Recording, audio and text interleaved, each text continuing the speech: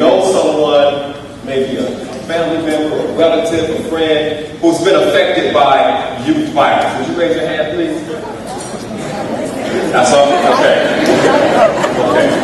That homicide is the leading cause of death for African American youth between the ages of 10 and 24. Did you guys see that? Did y'all see that? Okay. We know that homicide is a product of violence, okay? It's a possible outcome.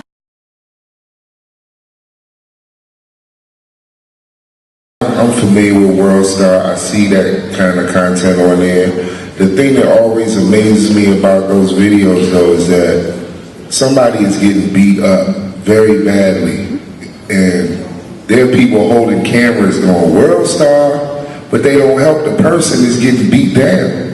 And so there's a sensationalism to it that I just think we should be careful of, because it's funny and it's you know, we laugh at it, except for when it's one of our own. If it was your cousin or your little sister or your brother getting stomped in the head like that, it's not funny anymore. So, you know, we just have to be careful with the content and the media that we take in and that we absorb. We have to be careful with it and put it in the proper context, because without that, you know, it's actually helping to feed and fuel a fire that we're not going to be able to put out. And it's part of the reason why America is one of the most violent countries in the world. So everything that's happened in our community is about how we've allowed a culture of violence to desensitize us.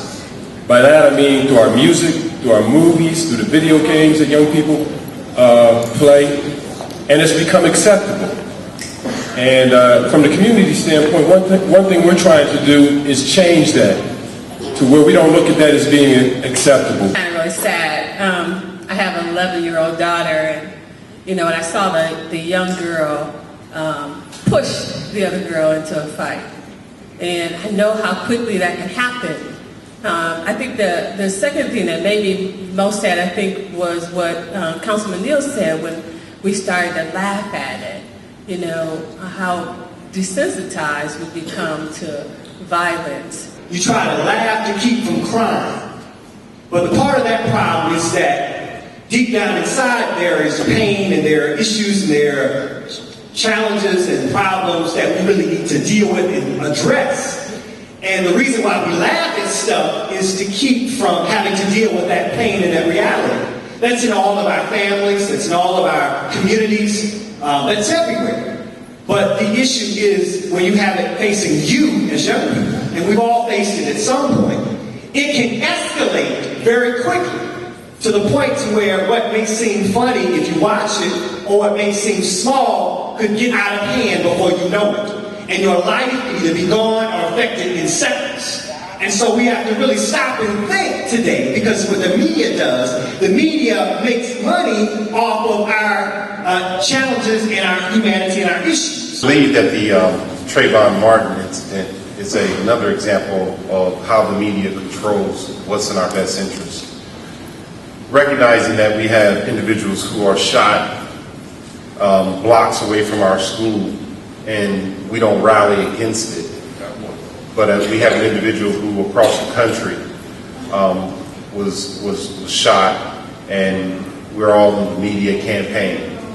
We have to begin to decide what's in our best interest for ourselves and not allow the media to dictate what is in our best interest or what's important to us. Media makes a lot of money off of these images. And just to keep it serious, we watch it.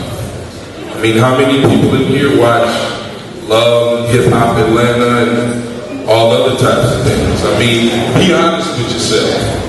A lot of people watch those shows, and those shows bring you to the television so they can market products to you. And if we continue to watch those type of shows, they're going to continue to put them on and portray us in a negative light.